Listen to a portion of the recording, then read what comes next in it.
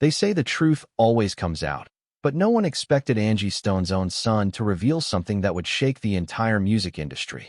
After weeks of silence following his mother's sudden passing, Michael Stone finally spoke out, and what he revealed changed everything. Official reports claim that Angie's death was a tragic accident linked to her long-standing health issues, but Michael knew something wasn't right. The details in the autopsy report didn't match the story the world was told, and when he started digging deeper, he uncovered shocking evidence that made him believe his mother's death was not an accident at all. Angie Stone was a legend, a powerhouse in soul and R&B who had spent her entire life fighting for her music, her legacy, and her family. She had built a career from the ground up, pushing through every challenge the music industry threw at her. But in her final days, something about her was different.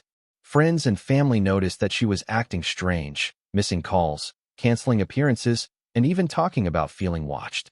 Some close to her said she had grown paranoid, constantly looking over her shoulder as if she feared something bad was about to happen. At first, everyone thought it was just stress or exhaustion from years of battles in the music industry, but after her death, those little signs started to look like warning signals that had been ignored. Michael, who had been by his mother's side for years, couldn't shake the feeling that her death wasn't as simple as the official story made it seem. The night before she passed away, Angie confided in him, saying she felt something terrible was coming. She told him there were powerful people in the industry who wanted her silence. She had spent years speaking out about royalty theft, mistreatment of artists, and shady backroom deals that robbed her of millions, and just when she was ready to expose it all, she was gone. But here's where it gets even more disturbing. When Michael saw his mother's autopsy report, things didn't add up. The official cause of death was listed as a medical complication, something easy to believe considering her history with diabetes and high blood pressure. But one look at the toxicology report told a different story. Traces of sedatives and an unknown compound were found in her bloodstream, substances that Angie never used and had no prescription for. Michael knew every medication his mother took. He had been helping manage her health for years. So how did these mysterious substances get into her system? And that wasn't the only red flag. There were bruises, deep tissue bruises on her arms, wrists, and even her neck, not the kind that happened from a simple fall, but the kind that forensic experts say are consistent with someone being forcibly restrained. Michael's mind went back to the conversation he had with his mother just days before she died. Every time I speak up, something happens. A contract disappears, a deal falls through, or I get a warning call telling me to stay in my lane. At the time, he thought she was just venting about her struggles with the industry. Now he wasn't so sure.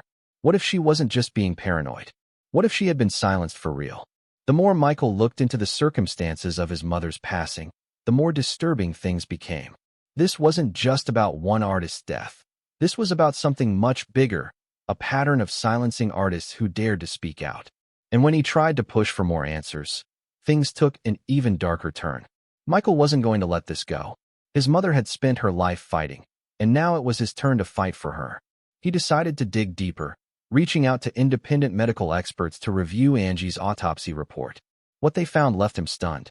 The bruising patterns, the sedatives in her system, the missing hours in her timeline, it all pointed to one thing. Angie Stone's death was not natural. It wasn't just a tragic medical emergency. Something or someone had interfered.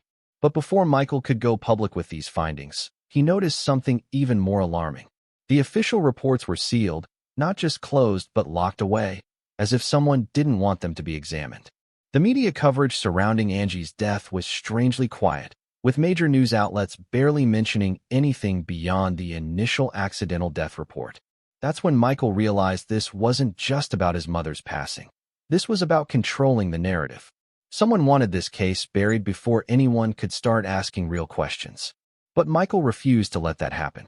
He hired a private pathologist for a second autopsy, and what they uncovered was even more disturbing. The new examination confirmed his worst fears. Angie's body showed signs of prolonged stress and possible suffocation, details that were completely missing from the official report. According to the private pathologist, the evidence suggested that her ability to breathe had been restricted in a way that was inconsistent with natural causes.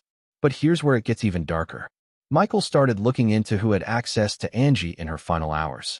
He checked security footage, phone records, and hospital logs, only to find gaps in the timeline. Surveillance cameras in the area had missing footage during key moments, and several calls from Angie's phone had been deleted. Even stranger, when Michael requested her full medical history from the hospital, he was denied access, even as her son. It was almost as if someone was covering their tracks. Then an anonymous source contacted him. This person, someone deep inside the music industry, warned Michael to stop asking questions. They told him that Angie had been playing a dangerous game and that people like her don't get to walk away. The message was clear. This wasn't an accident. Angie Stone had become a threat to powerful people, and now Michael was being warned to stay silent too. But this is where things take a shocking turn. Michael remembered something his mother had been working on in the months leading up to her death, something that could explain everything. A tell-all memoir that promised to reveal the darkest secrets of the music industry. Contracts, emails, recorded conversations. She had been collecting evidence for years, preparing to expose the very people who had profited off her struggles. But when Michael searched her belongings after her death, the manuscript was gone. Entire chapters had been erased from her laptop.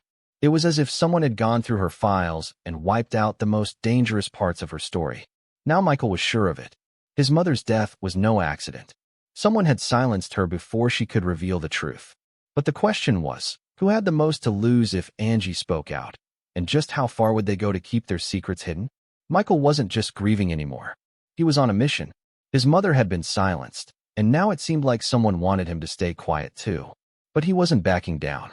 He started reaching out to some of Angie's closest friends and industry insiders, hoping to find someone who knew more about what she had uncovered before her death. That's when he learned something chilling. Angie wasn't the only artist who had faced this kind of pressure.